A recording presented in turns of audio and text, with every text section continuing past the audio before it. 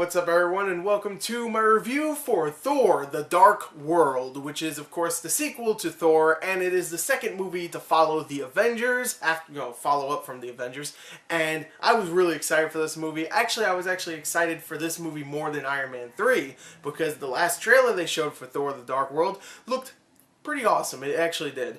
And Iron Man 3, even though I really liked it, kind of disappointed me, especially with that twist, which I just do not care for. So I was really looking forward to seeing how this movie was going to be, and of course it's been getting, mediocre reviews, not as good reviews as, definitely not the Avengers or Iron Man 3, but hey, you know what?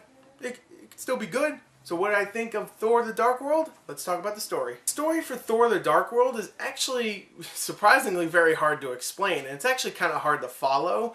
The story here follows Thor, once again played by Chris Hemsworth, who now after the first movie and the Avengers is trying to clean up the universe by going to different worlds and stopping wars and stuff, whatever. He's just trying to, I guess he's like the universe janitor. He's just trying to clean up everything that has gone wrong. So he's doing that, and then out of nowhere, Jane Foster, who of course is his love interest played by Natalie Portman, finds this thing called the ether. I don't know how she finds it. She just does. I don't know, she does.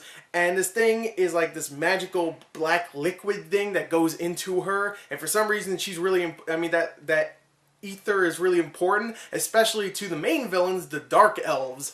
The main one, I can't remember his name, I think it's Malekith or something like that, played by Christopher Eccleston, is an evil dude. He's a dark elf, and he wants to go and destroy Asgard because he's evil, and he reawakens after like hundreds of years of being asleep, and now he wants to go and attack Asgard, but to do that he needs this black ether, or whatever the hell it's called, and to get that he has to get Jane Foster, but of course Thor wants to go save Jane Foster, and then there's a part where Thor needs help from Loki, and of course Loki's the bad guy, but they need his help, so they get Loki out of jail, and they have to go and save.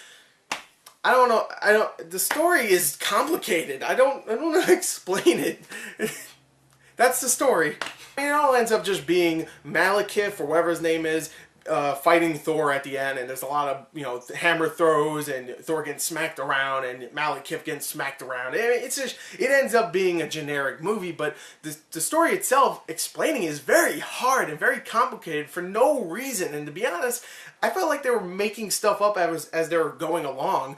Like, at the end, there's a whole thing about portals, which is really cool for an action scene, but story-wise, I had no idea what the hell it was about. Why are there portals? Why can Natalie Portman suddenly control them? I don't know. I don't know. And they probably explained it, but they did it so fast or so quick or so, like, I don't know, just, subtle. I don't know. It's just so confusing. So the story here is definitely ridiculous. It is. I just didn't know what was going on.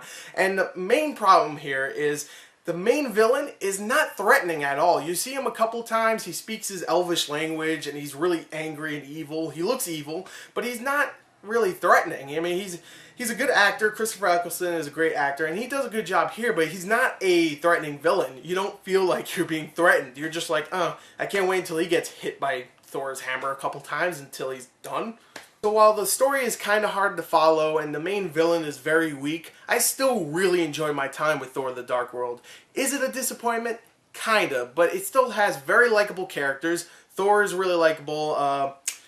Oh man, I already forgot everybody. Loki, Odin, everybody is just really likable in here. You actually get to see more of Asgard in this film than Earth, which I liked, because in the first film you spent a lot of time on Earth and not that much time on Asgard. Here it's more like 50-50, besides like maybe 70-30. You get to spend a lot of time on Asgard and a lot of time on Earth, and both of them are really enjoyable for the most part. The movie itself is very, very funny too, and most of the humor is really good. The only humor I would say that does not work is whenever Kat Dennings is on the screen. I can't remember her character's name, but whenever she's on screen, most of her material just does not work. I know she's a very funny girl, and she's hot, but she's really not funny in this film. She was kind of funny in the first film when they used her sparingly. But here they use her way too much, and she's not that funny. But all the rest of the humor, especially with Loki and Thor, is really good. There's actually one cameo in this film by another character from Marvel Universe that is probably the best cameo in any Marvel movie ever, and it just made me laugh my ass off. It was so good and unexpected.